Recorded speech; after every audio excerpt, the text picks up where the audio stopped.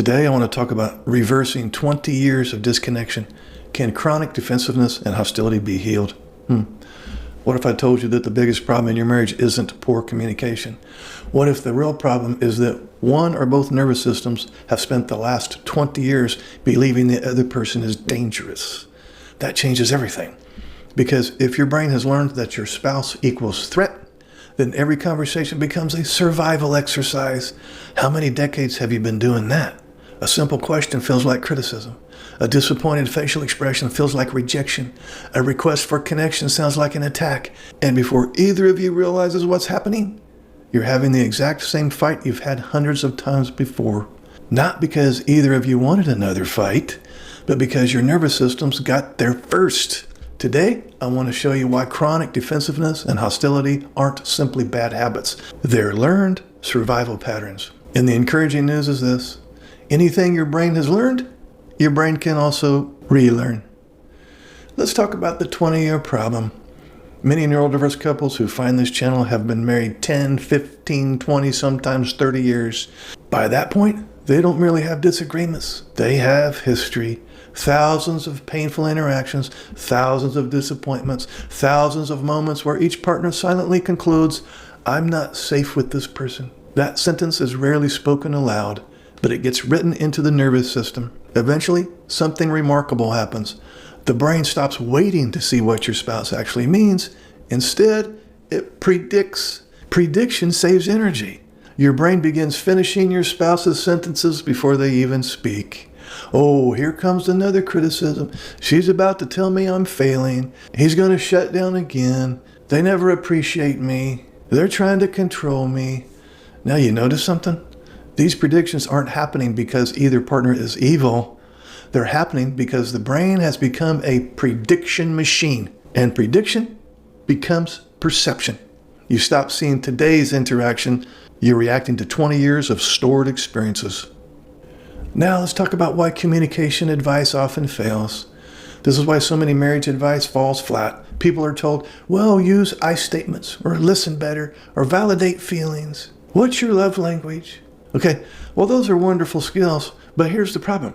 When the amygdala, the brain's threat detector, believes danger is present, the thinking brain partially goes offline. You're asking someone in survival mode to use relationship skills. Really? That's like asking someone to solve algebra while running from a bear. The issue isn't intelligence. The issue is biology. Your nervous system always wins. I said your nervous system always wins. That's why some couples leave counseling saying, we know exactly what we're supposed to do, we just can't seem to do it. That's because knowledge doesn't override a threatened nervous system.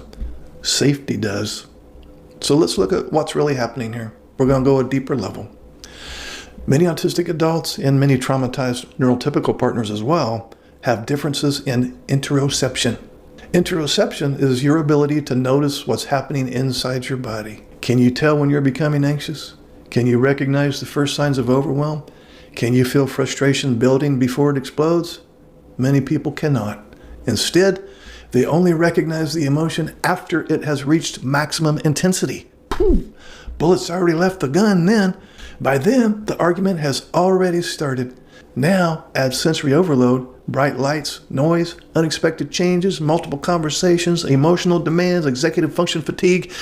Each one quietly raises the nervous system stress level. The person isn't becoming hostile because they enjoy conflict. They're becoming overwhelmed faster than they recognize what's happening. They're cruising at 500 miles per hour and they thought they were only going 25. And their spouse often interrupts that overwhelm as indifference, selfishness, intentional rejection. Both people feel misunderstood, both become defensive, both become lonely year after year after year. Now, let's talk about how predictable safety changes everything. So, how do we reverse 20 years? Not with one heartfelt conversation, not with an apology, not even with one great weekend away. We train the nervous system through predictable safety. Predictability is profoundly calming to the brain. When your brain knows what's coming, threat decreases. That's why I teach structured emotional scripts. Some neurotypical spouses think that scripts sound robotic. I think they're neurological rehabilitation. Imagine every different conversation beginning the same way. I'm not attacking you. I want us to understand each other. You're important to me. I'm feeling overwhelmed. Can we slow this down? The words matter.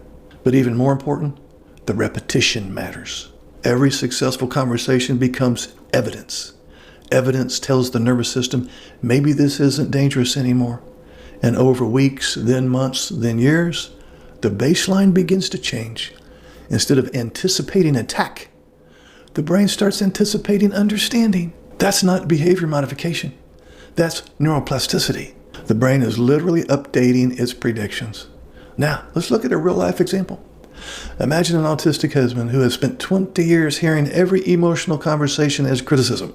And imagine a neurotypical wife who has spent 20 years feeling emotionally abandoned every time he becomes quiet. Now, neither one is crazy. Neither one is intentionally hurting the other. They're trapped inside two nervous systems trying to survive. Now, imagine they begin using structured emotional check-ins every evening. 5 minutes. Same questions, same sequence, same predictable rhythm. Nothing dramatic happens during the first week or the second or the third. But after several months, the wife's nervous system begins expecting emotional presence. The husband's nervous system begins expecting success instead of failure. That's how healing actually happens. Small moments, repeated consistency until the brain stops expecting war. Now, if you've spent 20 years disconnected, don't let that convince you healing is impossible.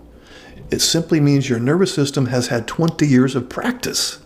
Now it's time to practice something different. You don't erase 20 years overnight. You replace thousands of moments of threat with thousands of moments of safety. And eventually, your brain begins believing a completely different story. Not because someone forced positive thinking or I feel statements, love languages, validation. No, because your nervous system finally experienced what safety actually feels like. Now, if this video gave you hope, subscribe to the channel. Every week I teach the neuroscience, emotional skills, and structured communication strategies that help neurodiverse couples move from chronic defensiveness to lasting emotional safety.